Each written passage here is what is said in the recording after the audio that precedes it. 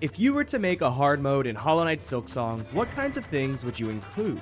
No heals is a no-brainer, but what if we take it a few steps further? How about no silk skills, or even no tools? Well, what if I told you that Silksong already has this hard mode?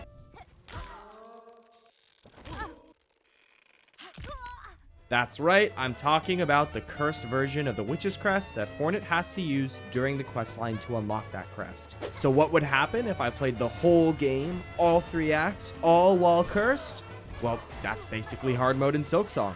Let's get started. The very beginning of the game is basically normal, even while cursed. At this point, I'm sure even most of everyone watching this video wouldn't have much of a problem walking through Moss Grotto and even beating Moss Mother without needing to heal. And at this point, with no tools or silk skills anyway, being able to heal is the only thing I'm missing out on right now. Unfortunately, things don't stay simple for long. The beginning of my journey through the Marrow follows the intended path, but an issue comes up very quickly. The game expects you to pick up the Silk Spear ability and immediately use it to free the Bell Beast. This opens up not only fast travel, but the rest of the area. Then, you can just play the game normally, get the dash from the Deep Docks, the Drifter's Cloak from Farfields, and then make your way through Greymore and get the wall climb from Shellwood. And I can pick up the Silk Spear from the Marrow, but I have no way of equipping it, which is a much bigger problem than you might think. See, the start of this challenge isn't hard because I can't use tools and spells. It isn't even hard because I can't heal. It's hard because you need the Silk Spear to free the Bell Beast and progress through the game normally. Since the normal route is impossible, we only have one remaining option. Enter Shellwood from the Wormways and get the wall jump as our first usable upgrade. The only issue with that is, the game really expects you to already have movement upgrades like the dash or the wall jump when going through the Wormways. Without those upgrades, following this alternate path is going to be tough. The first jump here is pretty much the same as normal. Without dash, the best way forward is to pogo off this fly to reach this platform. This single jump took me over 5 minutes of attempts, and it's by far one of the easiest ones. So, things are not looking too good. The next obstacle is this long room with the Craggler, and I'm sure I could take the time to kill it and just not worry about it at all, but surely I can just use the platforms for cover and run by him. I probably won't have to go through this room that many times, right? In the Wormways proper, this is the first somewhat difficult jump. Without dash, you normally have to pogo along the spikes just to get to this platform. The jump itself isn't too difficult, but remember, dying at any point means I have to start the entire sequence again from Bone Bottom. Normally, the only way to make this jump is by first dying on purpose, and then using the Death Cocoon to get the height necessary by pogoing it. Being cursed offers a different option though. Since you can't build up enough silk to heal while cursed, that's what happens instead when Hornet uses her bind. As you just saw, it provides a pretty meaningful amount of horizontal and vertical distance. Using this as a kind of pseudo air dash is going to be vital for making it across this area, but it isn't all sunshine and rainbows. Remember, this bind replaces Hornet's heal, it's not an addition to it. This means I will never be able to heal while exploring an area, and for now it means I'll have to make it all the way from Bone Bottom to Shellwood on the starting 5 HP. The next room is very dangerous with many places to get hit, but there isn't any crazy skips necessary to make it to the end of the room. Normally, the skip in this room here is the toughest one, but the cursed air dash makes it surprisingly easy. My heart's racing as if I'm like doing an attempt against the fight. Like literally my heart's beating like it was when I was fighting Lost Lace. I'm so close. Oh my god. I don't think I'm out of the woods yet. I'm so scared right now. I'm so close. I just need a bench. I just need a bench. What? How am I gonna get over there? I need to lure you for a pogo? Is that what I need to do? No. Yes. Yes! I'm fucking gaming, boys! Yes, there's the bench! Oh my god. 1 HP and a dream for real, bro. I am by no means done with the platforming yet, but having a bench in Shellwood and being officially done with the Wormways was such a damn relief. It's easy enough to get into Bellheart, but we don't really need to be here right now as our next objective is within Shellwood. Now, I don't even think doing this room was necessary, but with a few well-timed cursed air dashes, I make it to this gauntlet. Yeah. All right. Need to lock in super hard here. Okay, let's try that again.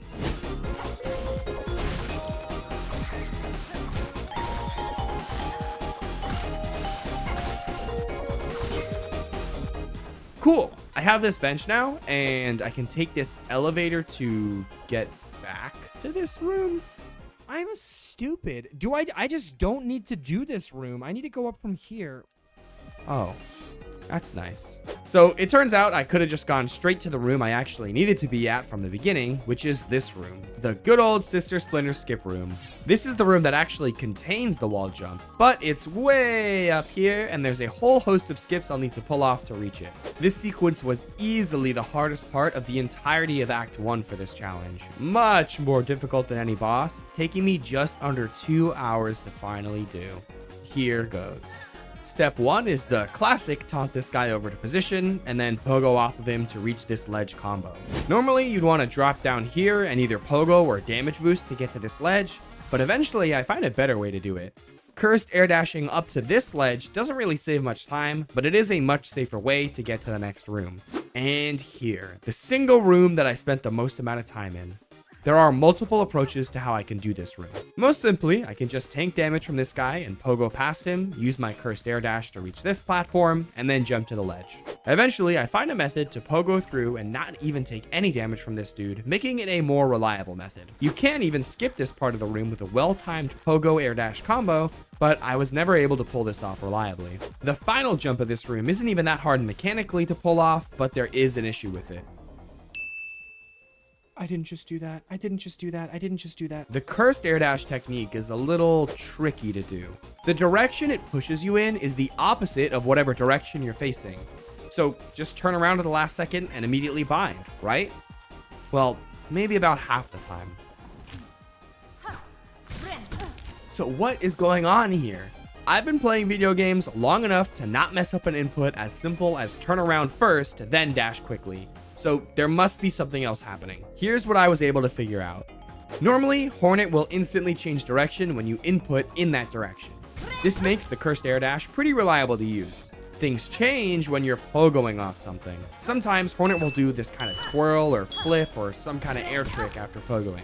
She's really farming those extra points, huh? There's a delay that during these animations, Hornet won't actually change the direction she's facing when inputting a different direction, which will make the cursed air dash backfire and send me in the wrong direction. I spent a while trying to control this happening, like maybe if I change direction before doing the pogo, then I won't have to change direction for the air dash, but I didn't find this to be reliable either. Which ultimately is what's really frustrating about all this. If it behaved the same way every time, that would be one thing. I could just adapt and do the input based off what I need to. But no, it's not reliable at all. And sometimes the same input will produce two different results, all because Hornet just wants to show off how fancy she is. Oh, so I could have just done that the whole time? Cool. After enough attempts, I am able to get the right combo of RNG to make all the jumps throughout the entire sequence. And I'm finally here. Wait. What is that? Oh god, no! Just kidding. You thought I would actually fall there? Nah, I'm him. It's at this point that my girlfriend walks in and validly begins to question my sanity. But holy shit, after spending like 2 hours just attempting that one room over and over and over again, I was on cloud 9 after finally getting the cling grip.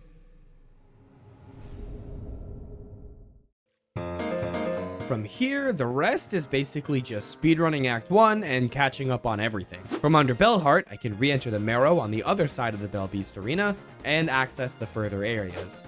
4.5 hours in, I finally grab what usually takes me like 20 minutes to reach, the dash. Just walking all over the Wormways and Shellwood really made me miss this upgrade, and man, I'm just so happy to finally have it. Up next is Lace, who blocks the way to the far fields.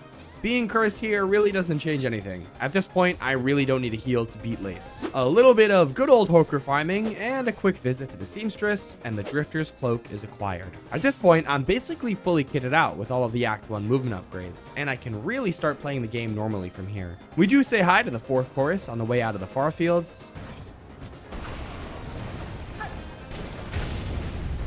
Yeah, no problem with taking down the 4th chorus either. In my return visit to Shellwood, I even take down Sister Splinter, just for funsies. Finally, the last boss in this little boss rush, Widow. So far, the bosses have been the easiest aspect of this challenge, if anything. Sure, this is Silksong hard mode, and I can't heal or use any tools or anything, but let's be real, we're talking about Act 1 here. Okay, I might have died, but still, I stand by what I said.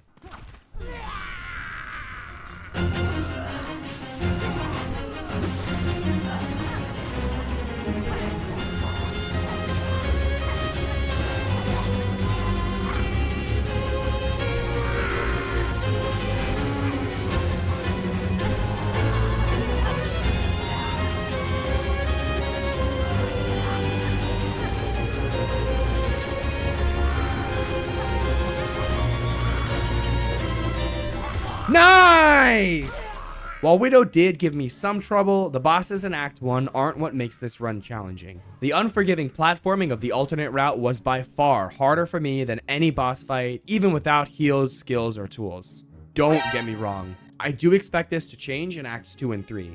Imagine Carmelita, or Lost Lace without being able to heal. Don't even get me started on Grohl the Great. But for now, I'll enjoy these Act 1 bosses that I can beat on my first couple of tries. With the Needle-In acquired, I have everything I need to start heading into Act 2, but I have a lot to do before then. There are a lot of collectibles in Act 1 that I've skipped over, and even though most of them aren't relevant in this challenge, I still need some of them. Tools and silk upgrades won't do anything for me, as I can't use either while cursed, but health upgrades and fleas are still useful to grab for obvious reasons. Plus, there are a few areas that I haven't even been to yet, so we still got some time before Act 2. Most of the stuff is very grindy, so I probably won't show most of it on screen. What the fuck? Is that the Bell Beast? So what happened here?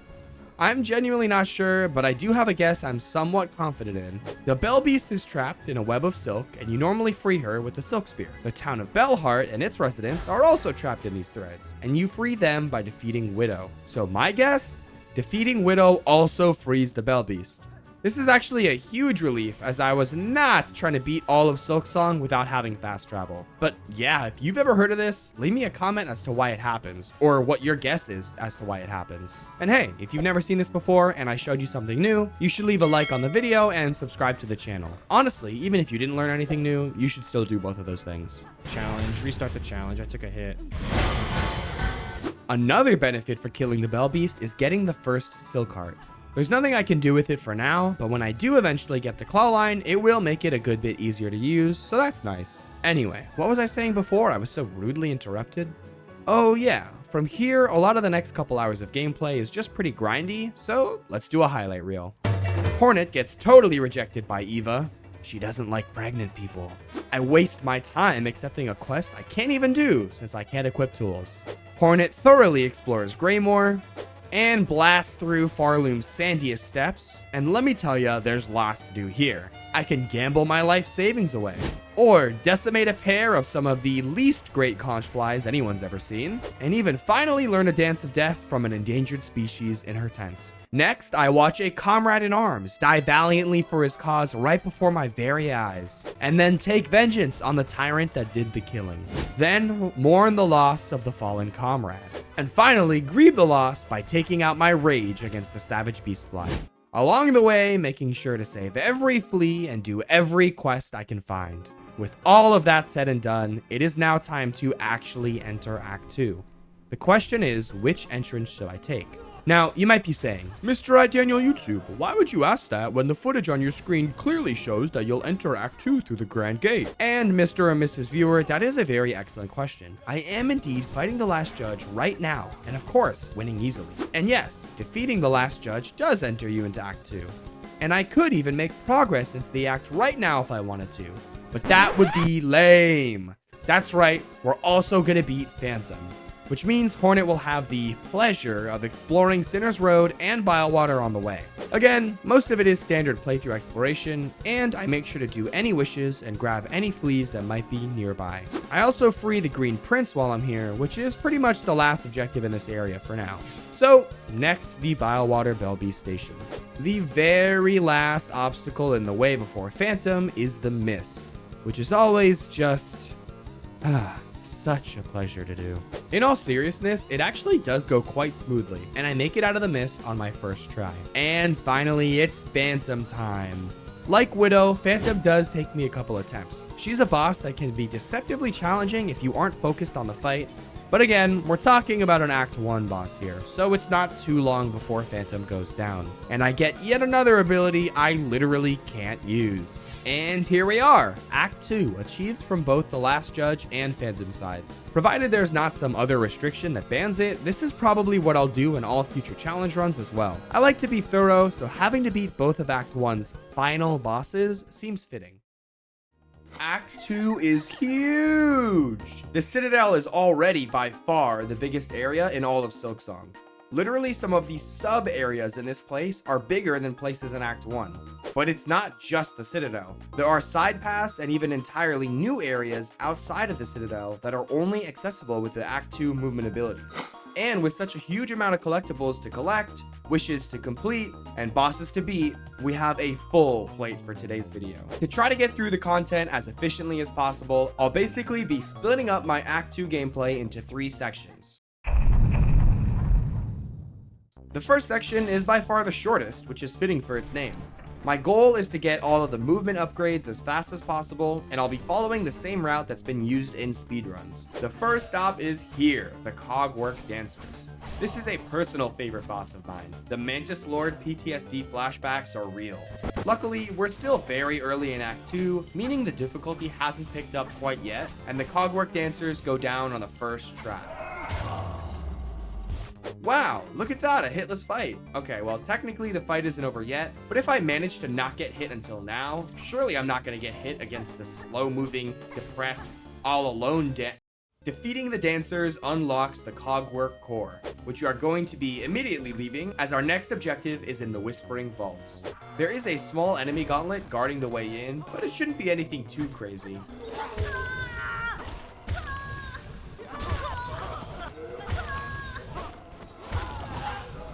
Man, this does not bode well for how the High Halls Gauntlet is going to go.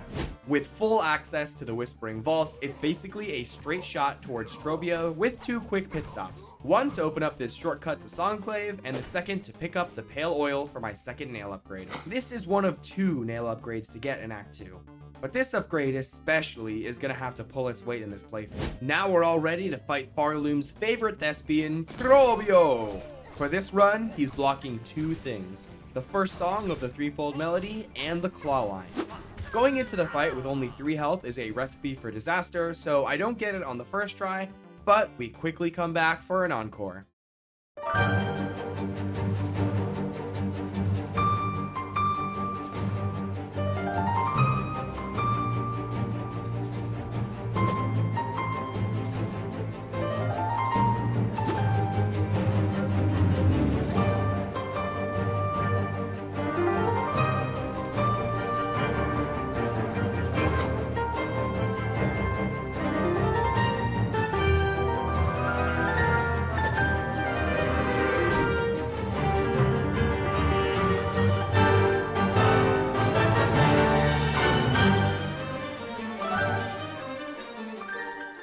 With Strobio down, we can enter into the Underworks and reach the claw line. There is a little bit of tricky platforming in the way, but no major obstacles blocking the path to the claw line. With the harpoon, we're ready to start heading toward Mount Fay and getting the double jump. But there are a whole lot of things to do on the way. Remember, efficiency is key right now. We're kinda in section 1.5 right now. Still haven't gotten both of the movement upgrades, but still doing a lot of collectible hunting. Starting with the Sacred Cylinder. And as I move through the Underworks and the Whispering Vaults, I make sure to grab any mass fragments or lost fleas on the way. And just like that, the first part of the threefold melody is learned. Hey, that means we're basically 1/3 done with Act 2, right? right? I try not to waste too much time on the way to Mount Fae, but there are still several things to do on the way. There are fleas to find, shortcuts to unlock, masks to wear, and Ventrica stations to unlock. Oh boy. I even run through the high halls while I'm in the area. Not to even try the infamous gauntlet, just to unlock the shortcut to get back here quickly later. But now, no more stalling. A quick little trip through the slab, which can't be fully explored now anyways, and it's time for Mount Fae. Ah, gotta love Mount Fae. It's basically a Celeste level, but in Silksong. It's a fun platforming sequence that provides just enough challenge to be enjoyable, even on repeat playthroughs. One insanely loud screech later. Seriously, does this happen for anybody else? Like, why is this bug's roar so damn loud? Anyway, one insanely loud screech later, and double jump is acquired. With all of the movement abilities acquired, it's time for section 2, which is basically a huge collectathon. It gets started, funnily enough, right here in Mount Fae. So, here's the plan. There are some seriously tough challenges in Act 2, so I'd like to be as strong as possible before even attempting any of them. For this challenge, the only ways to really get stronger are health and damage upgrades, so I'll try to max out both of these as much as possible. And of course, since I do plan to do Act 3 eventually, there's a bunch of fleas to find, wishes to fulfill, and other things to take care of. I figured I might as well do all of this now, so that once I start the challenging content in Act 2, there won't be anything else left to distract me. Let's get started. Now, I fully expect this to change soon, but if you had to guess, what do you think has been the hardest part in Act 2 so far? The bosses? The enemy gauntlets? Nope. It's not having a damn compass. Since I'm cursed and can't equip tools, I've had to do this whole playthrough without the compass on. Now, I'm familiar enough with Silksong to where this definitely isn't the end of the world, but damn is it annoying. One of the first things to do is find the lost merchant of Songclave, as there are a couple wishes involving her. The next stop is the White Word with a friend who needs our help down here. The main thing is to rescue our best boy Sherma. The silk upgrade he gives as a reward isn't useful, but Hornet is still more than happy to help him out anyways. The 2 Citadel farming quests are up next for the Fine Pins and the Choir Cloaks. These used to be a lot more annoying to do, as the enemies weren't even guaranteed to drop their items, but thankfully that was changed in a previous patch, so these quests aren't so bad. We're headed to the Putrefied Ducts next, but on the way is the Memoriam, with the biggest flea in the world you've ever seen in your life. The second quest involving this damn merchant is also on the way to the Ducts, so we knocked that out too. This already small area has even less things than normal that we care about in this playthrough, so let's just grab them real quick and get out of here. This key opens up the slab for more exploration, which itself has a few things I'll need to grab. Vogue is a special flea that resides here, and finding her is needed for entering Act 3. And lastly, also needed for Act 3, is to find what will soon become Fleetopia, so I can eventually let the fleas know where to find it. Next up is probably the single biggest quest in Silksong, the Flavors of Farloom. The first stop is in Sinner's Road to grab the pickled muck maggot from Big Booty Lugoli, who goes down surprisingly easy, only taking 3 tries. The next stop is way back near Bone Bottom, grabbing some moss stew from the Moss Druid. And after killing way too many ants, I grab the vintage nectar from under the halfway home. And easily the most remote location, the crust nut is found near the middle of the sands of Karak. There's still a lot more to this area, but we'll save the rest of it for later. And the final leg of the quest line, easily the most annoying, is the Courier's Rasher. Guys? Are we for real right now? Are we for fucking real right now? It's actually insane how annoying this is. For whatever reason, the couriers won't let you do the delivery if you're cursed. I guess they also don't like pregnant people. But seriously, this made me rage quit and end stream early, wasting literally the last hour on this quest just to not even be able to complete it. Pissed me off so bad. And this is a big one too. Not getting the next nail upgrade? One of the only ways I can ever get stronger in this run, and I'm actually weaker there compared to a normal run. How lovely. Oh well, all I can do is move on. With that disappointing turn of events behind us, Section 2 is almost over, and the boss rush of Section 3 is about to begin. For now, as I collect the last few mass shards I need, we're once again in a Section 2.5 of sorts. 3 fragments left. The next one is in the Wisp Thicket, so while I'm here, I also take out the Father of the Flame. But first, 2 fragments left. Father of the Flame does give me a little bit of trouble, but I'm able to take him out on the second try. The reward for this boss is a tool which is effectively useless to me. So why am I even fighting him? Well, that's because he's a boss. And yep, that's right, for this run, and probably all of my future challenge runs, I'll be taking on every single boss in all 3 acts. The penultimate Mash Shard is the reward for defeating this fella. You know him, you love him, it's Savage Beastfly 2. Like the Father of the Flame, this Beastfly does give me a little trouble, but he's by no means one of the real threats in Act 2, and third tries the charm. And turning in the wish. 1 fragment left. The final health upgrade is at the top of this refreshingly unique platforming sequence in the slab. While the max possible health in Silksong is 10 masks, the max within Act 2 is 9. I also might not even bother with getting the last upgrade even when I do get to Act 3, as for the most challenging bosses, having 9 health makes Hornet just as tanky as having 10.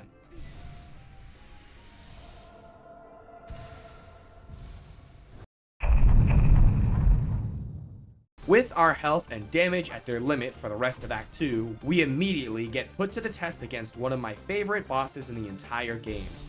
I performed pretty well against this boss in the past, but for a drawn out fight like this one, having the ability to heal is usually pretty important. Thankfully, I'm literally him.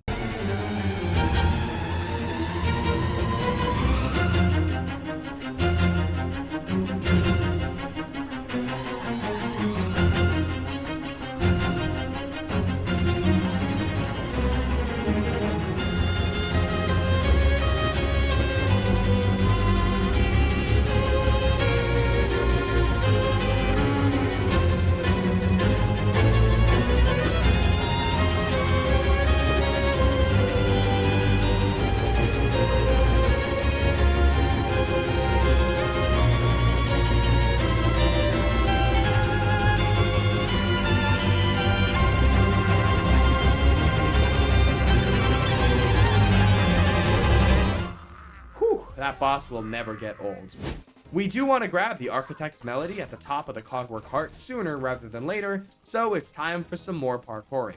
I actually managed to get through this entire sequence hit list, which I think is a first for me.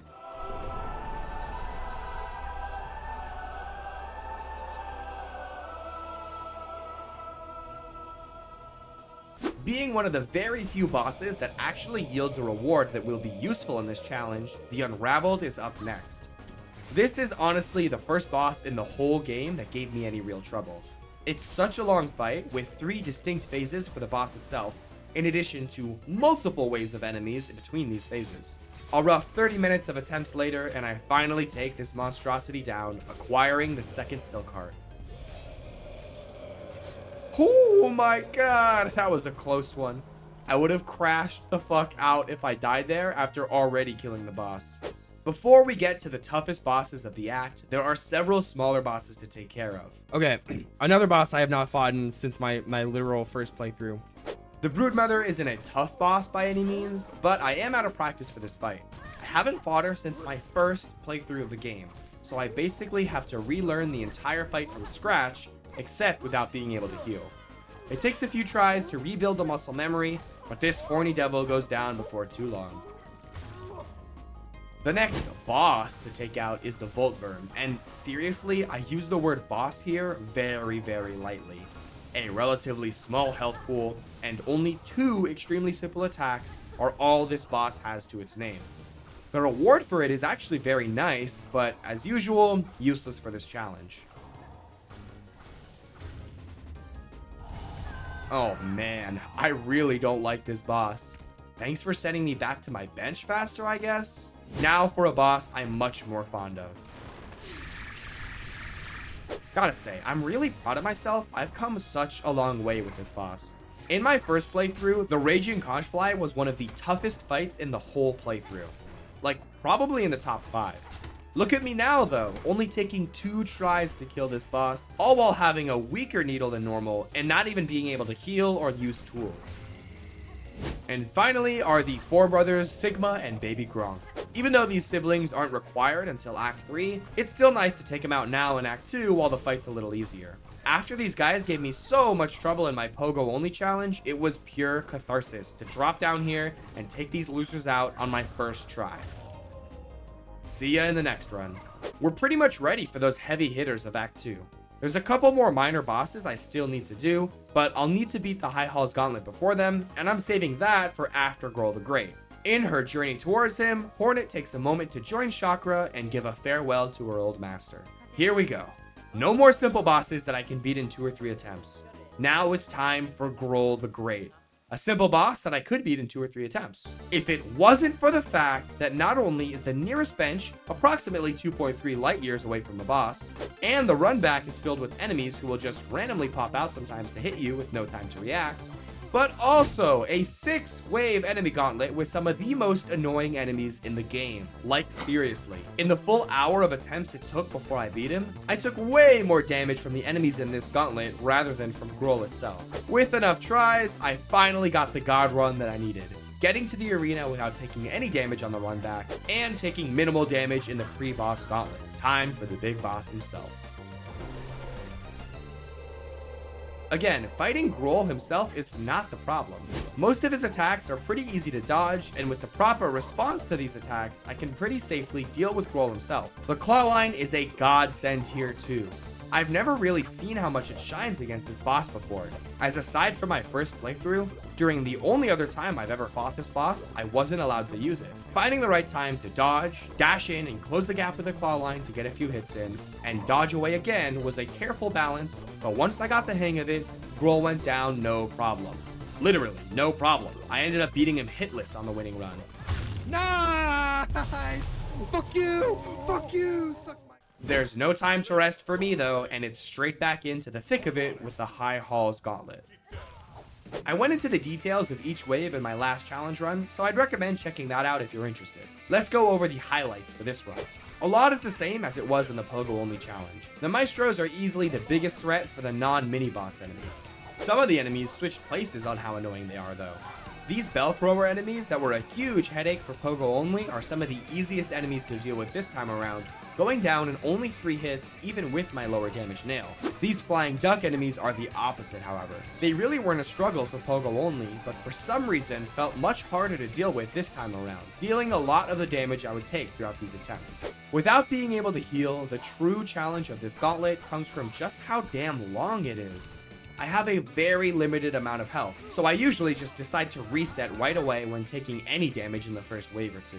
Getting deep into the gauntlet without losing too much health is a big struggle, and 90% of the times I do make it to the final wave, I don't have enough health left to even live a single hit. So what's the plan here? Is the only way to win to get some kind of god run with enough health for the last wave to just tank through it? Of course not. Here's the answer. Just lock in.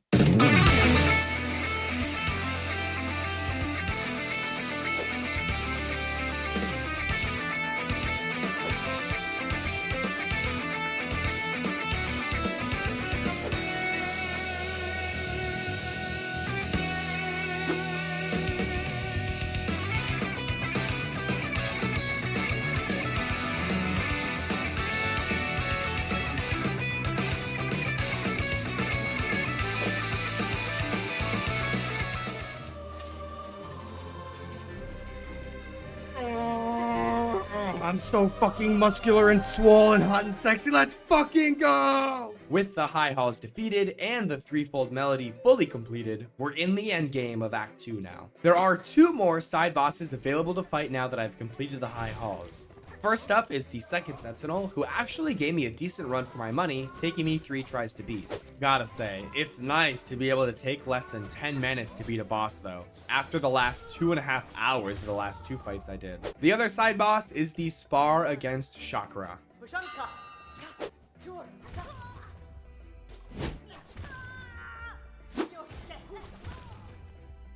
Holy shit, she's kicking my ass!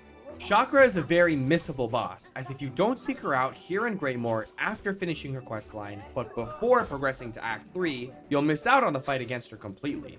Because of this, I've actually never fought her before now.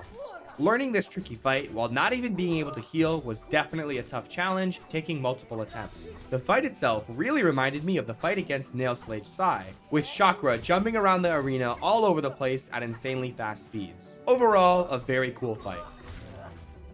And with all of those bosses over and done with, it's finally time for the finale. Hornet puts on the show of a lifetime with the threefold melody, unlocking the elevator that will take her up to the cradle. We already know the daughter and mother that are waiting for us up there. Let's get started.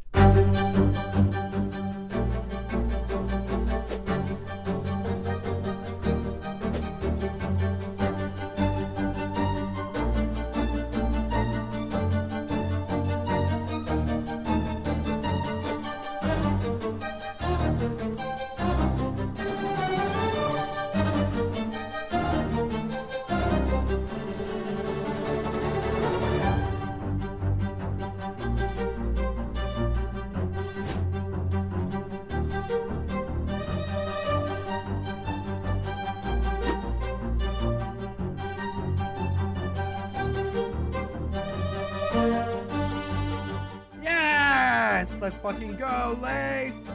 I am better than you! Let me turn this music. Before we get to Grandmother Silk, there is actually a reward for defeating Lace here. The final Silk Heart. With a total of 3 and a max total Silk of 3 notches while cursed, I can now technically always regenerate to max Silk with just the Silk Hearts. This isn't actually super useful or anything, but it's still pretty funny. Huh? Oh yeah, I was just in the middle of something.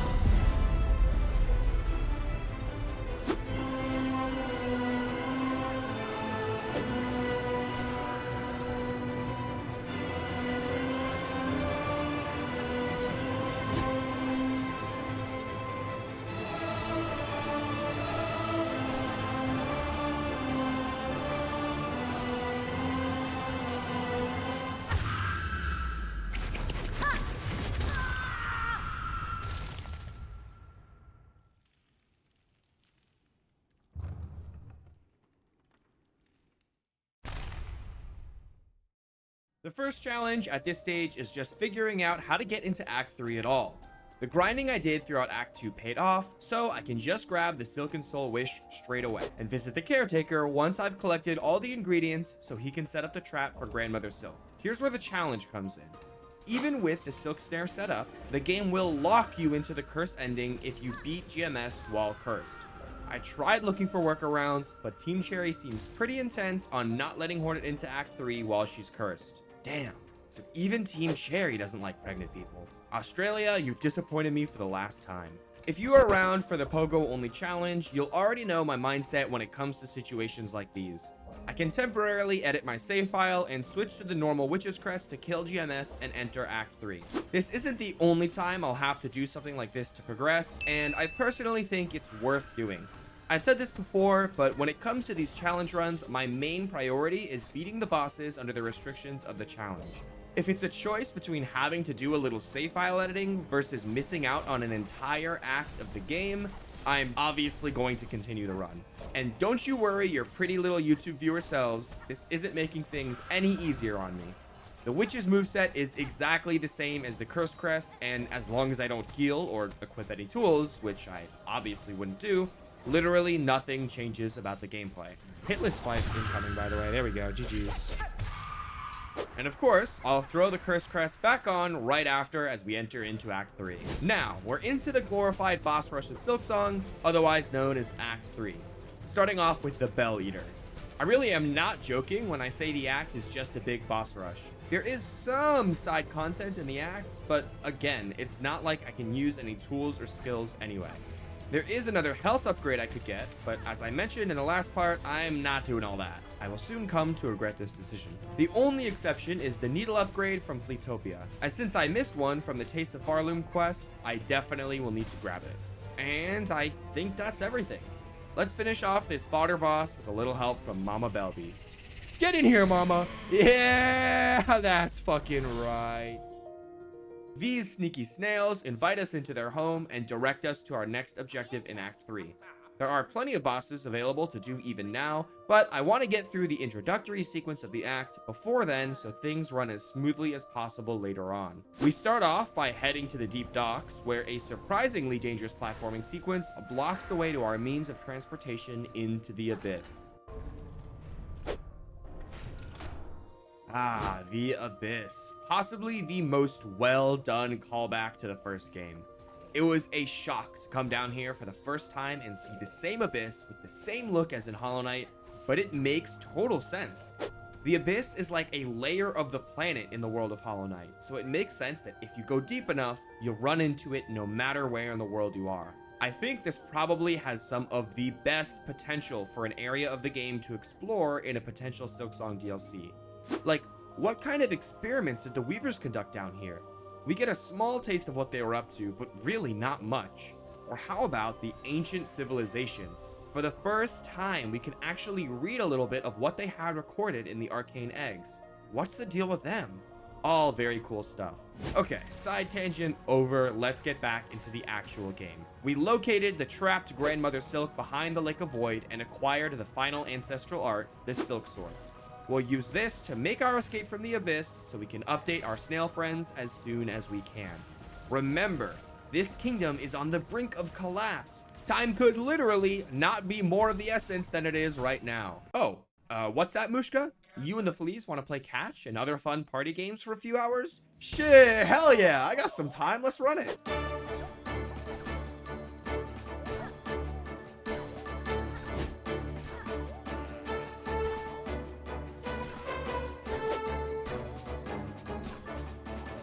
Okay, there we go. I got it. All right.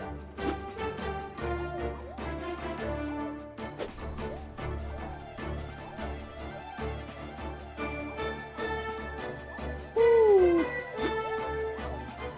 think we're good, right? Oh my god. Wow. Yo.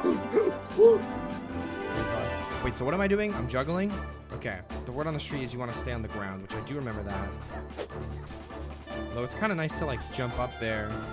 Oh, you fell so fast to the ground, my friend. Hold on. So I just need to get, I just need to get you and I'm good, right? There we go. Nice. I'm chilling. The Witch's Crest actually ended up being quite nice for the flea mini games, with a very simple and reliable moveset. Overall, it only took about 5 minutes to get a high enough score in all the games. With that very important and necessary detour out of the way, we can return to the Snail Shamans and continue the main story. But seriously, that detour actually was important and necessary. Getting the 4th needle upgrade is going to make such a big difference for the bosses in Act 3, so it was a must grab. And with the Elegy of the Deep learned, we have our main objective for the act. To reach Grandmother Silk trapped in the Lake of Void, we'll need the Everbloom. Hornet can create it using her Weaver's Silk, but her memory of the flower is too faded. A spell the Snail Shamans know can help restore her memory, and there are 4 ingredients to this spell. Yes, 4 ingredients. This is an all-boss run, remember?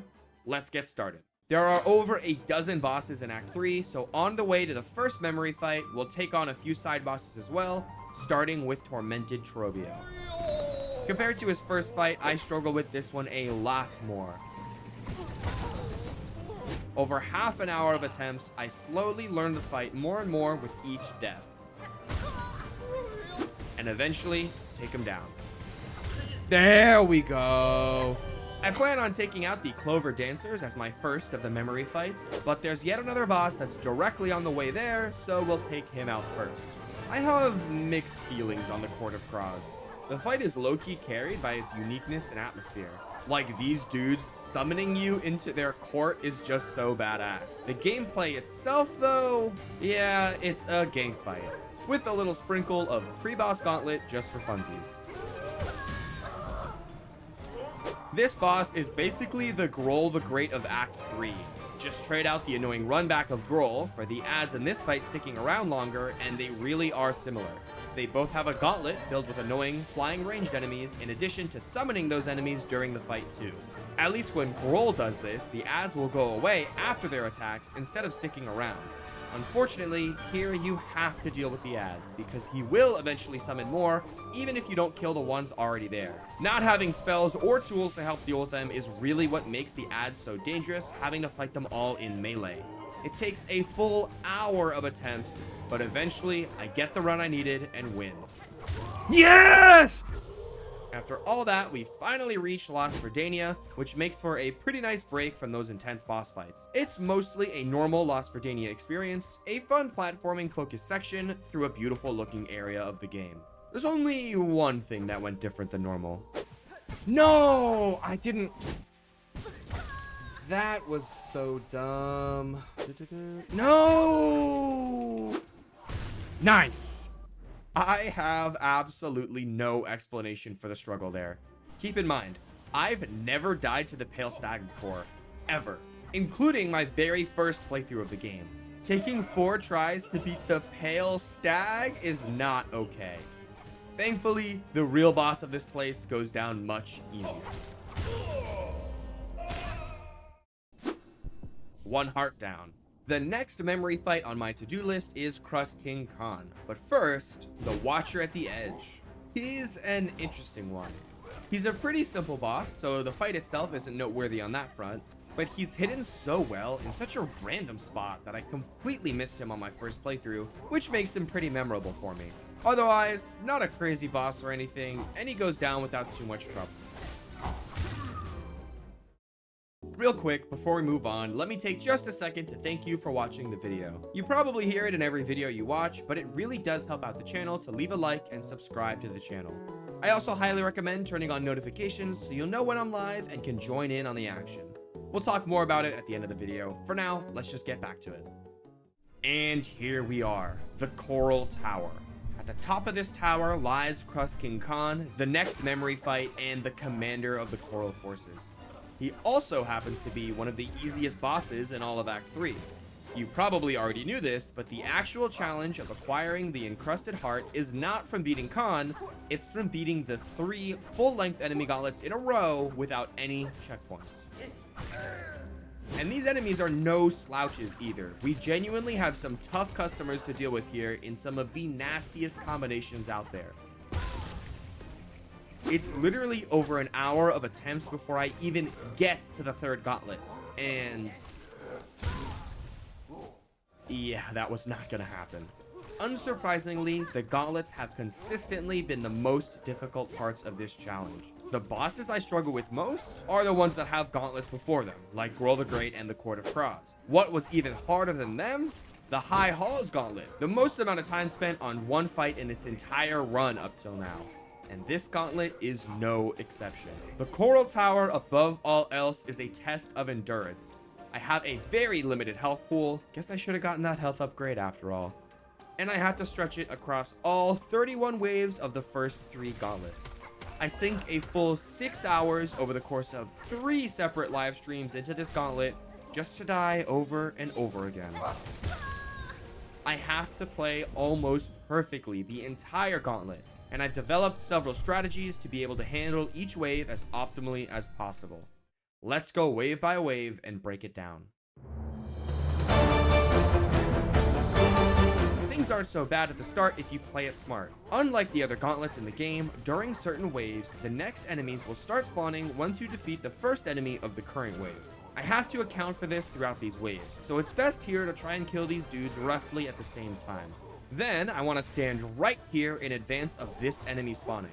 Since I know where he's going to be, I can prepare to take him out extremely quickly. I'll try to do this as much as possible whenever I know where an enemy is going to spawn so that I can take it out quickly. Of course, I mess it up here, and this section becomes much more difficult for it. I thankfully managed to avoid damage, and the next wave is an easy one. An important strategy to use here is to leave at least one of these guys alive. Remember how in certain waves, the next enemy will start spawning even before all of the current enemies are defeated? Well, if there's at least one of these enemies on screen, then the next set of enemies won't spawn in any faster than one at a time, making them much easier to deal with.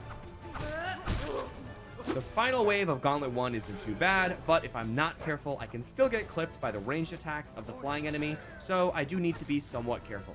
Gauntlet 2 is a big step up in difficulty, starting out with 2 very annoying enemies. It's really important to kill these guys around the same time, because for whatever reason, I just cannot deal with the next wave while one of them is still alive.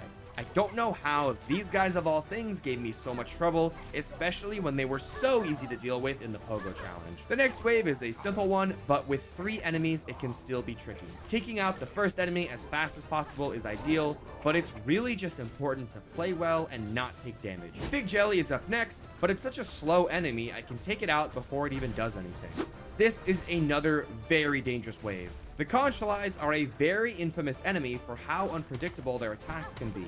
And with some of the floor now being unsafe, it can be even harder to deal with them. And of course, taking them out at the same time is important, otherwise I have to deal with other enemies at the same time. Getting hit so early into Gauntlet 2 is unfortunate, but hopefully I can make up for it by playing well further into the Gauntlet. Well, that sucked. Next up is the first of the big boys. They can be dangerous if I'm not careful, but just one by itself is pretty easy to play around. More pufferfish in the next round, so I use the same trick and keep one alive as needed. I take the opportunity to practice a method to deal with these ranged guys. You can smack their projectiles back at them, and with so much of the floor being unsafe to stand on, getting used to dealing with the enemy from the wall is an important skill to develop. Almost done with Gauntlet 2. Next up is 2 of these conch fly enemies. It's 1 less than last time, but with the spikes on the ground, it's still pretty tricky. And the last wave, 2 of the big boys. Really no special strategy, just gotta choose the right time to get in attacks. Obviously, it would be ideal to take out one as fast as possible and minimize the amount of time that there are 2 of them on screen. But sometimes, with the way these guys move, I just don't really have that choice. Only taking 3 hits isn't really that bad of a performance for Gauntlet 2, but unfortunately, 2 of the hits were double damage. 4 health for the last Gauntlet isn't perfect, but at least it's enough to live through a couple hits. Gauntlet 3 comes out swinging with 3 enemies at once. Of course, this guy is the main threat for me, so I try to take him out as fast as possible, and it's an easy wave from there. These 2 are a tricky combination, with conch flies coming in right after you kill the first one. Because of this, I try to take out the ranged enemy first, as it's harder to deal with the conch flies if he's still around, but I unfortunately take some damage in the process. At this point, I'm comfortable enough with the conch flies if they're the only threat around, so no problems from here. Same thing for this wave as well. Spikes on the wall gives me less room to move, but these guys usually go down pretty easily. Another jelly boy is next, still no problem. This wave has the first of the bubble boys. They definitely look like they'd be a tough enemy, but they're surprisingly easy to deal with. Just attack one bubble to break it, which will cause a chain reaction and break all the other bubbles. Another big boy is up next, and while this time there's only one of them, other types of enemies will spawn in, so caution is necessary. And here comes the series of waves where the entire floor is spiked up. Even the pufferfish enemies can be tricky in this situation, and I end up taking damage against them. And this is why I mentioned practicing that strategy earlier, as it's pretty much the only method to deal with him this time. This big boy is kind enough to take out the spikes on the ground, and in return, I take him out. At this point, I'm the farthest into the gauntlet I've ever been before, and I'm expecting it to be over any second. Plus, with only 2 health left, I'm potentially 1 hit away from death, so my nerves are especially on edge. I can literally hear my heart beating in my own ears, which makes this the last combination of enemies I'd ever want to see. Thankfully, at this point, I've transcended into a higher plane of being locked in and can take them out. And we are still going with a double jelly wave with spikes covering everything but the ground. Oh my god! That was a close one. Oh, with just 1 jellyfish left, there's no problem taking it down. Oh my god! 6 hours of attempts, and I'm finally done. If I never see this damn tower ever again, it will have been too soon. Once I break this stalactite to open the shortcut, I'm home free. Listen, I'm not even going to pretend to keep anyone in suspense. Gauntlet 4 is completed easily on the 2nd try, and Crust King Khan, yeah, he goes down hitless! That's right. Give me that damn encrusted heart. I'm getting the fuck out of here. Listen, guys, I don't mean to be anticlimactic here, but the Coral Tower was the peak of difficulty in this run. None of the bosses from here even come close. I saved more wing for Act 3 to see what his voided up version would be like, and yep, no problem. There we go. Okay, that was cool. I mean, I choose Nihilith as the next memory fight to do, so first comes Seth. I don't get him on the first try or anything, but he goes down without too much problem. What am I doing? There we go. Woo! And same thing for Nihilith herself. She gives me a little more trouble than usual, which is surprising, but the Mother of Shellwood goes down in 3 tries. There we go. Which leaves just one memory fight remaining. Before we get to the best boss in Silksong, also known as Scarsinger Carmelita, there are 3 more side bosses to take care of, starting with Gur the Outcast. I wasn't sure how this boss would go, since he's another one I haven't fought since my first playthrough, but he goes down pretty quick. Nice! There we go. Second to last is Lost Garmond. He's a pretty simple fight, but he does have really strong attack. The feels hurt so bad. R.I.P. my boy Garmond. And the final side boss, the Pinstress. She actually does give me a huge deal of trouble, almost as much as the Court of Cross. Of course, nothing compared to the Coral Tower. For some reason, I just take way too long to get used to her attacks. But it's only a matter of time before she goes down. I consider Carmelita to be the second hardest boss in the game, so fittingly, she does take me quite some time to beat. She does have an enemy gauntlet before her, but it's one of the shortest gauntlets in the game, and thankfully doesn't take much away from the fight itself. And honestly, I have no problem at all with spending some extra time on this fight, because I really do enjoy fighting this boss. She's probably my favorite boss in the entire game. Of course, I have to move on eventually, so victory is only a matter of time.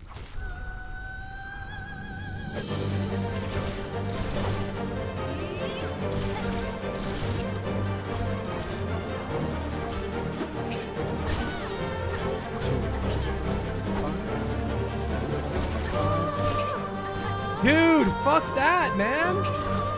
Fuck.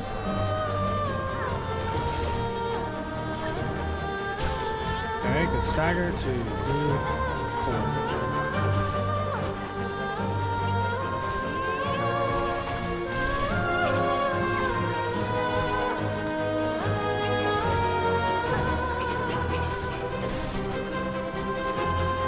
4. Nice, good stagger.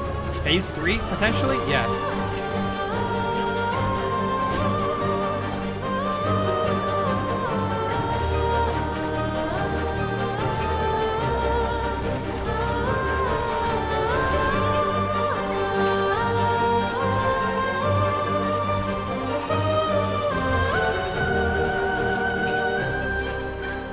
Nice!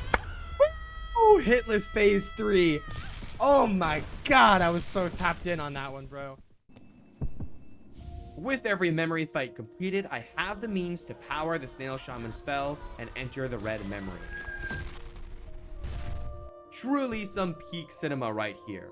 Hornet relives the core memories of her childhood, mastering the use of her own silk from the weavers, the softer side of her being nurtured by her mother Hera, the training with her mentor Vespa, and a new moment, not quite a memory, with the Queen of Hallownest, the White Lady. Through this experience, the Everbloom is attained, and there is just a single challenge left in this run. With absolutely every other boss defeated, Hornet makes her way back to the Abyss for her final challenge. Lost Lace. I don't think it's a controversial thing to say that Lost Lace is the hardest boss in the game, and it really isn't even that close. And it shows. I get absolutely blasted on my first couple tries, barely even making it past phase 1. But after a few tries of getting warmed up, things start going well. Surprisingly well, actually, making it halfway through the fight on the 5th attempt. Okay, it just goes to show, while the bosses in this game are definitely made harder for not having the ability to heal, a boss is still just a boss. You're telling me I have to do just one fight at a time, and I have a full health bar's worth of mistakes to make against it? I'll always get there eventually. Compared to the Coral Gauntlet, I'm basically playing on easy mode.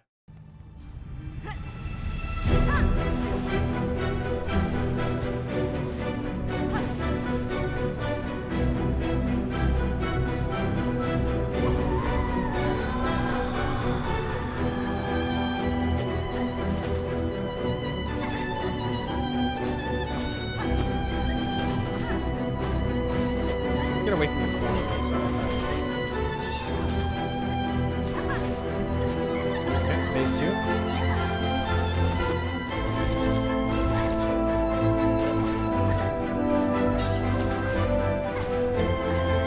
No, no, god damn it. Are you? Oh, come on.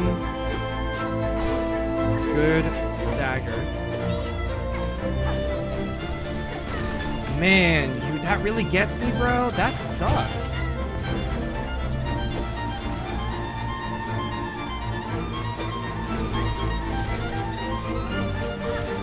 Nice. Good stagger. Okay, phase 3.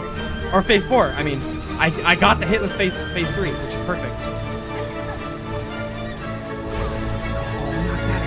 Alright, maybe that was the one mistake I needed, bro. The hitless phase 3 bought me that one mistake. Maybe that's all I needed, bro. Let's see. 1 HP in a dream.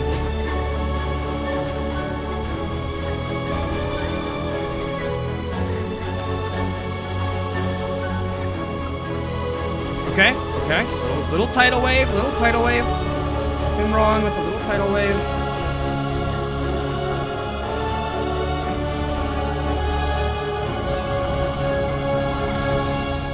Yeah, I'm just that good. I am just that guy.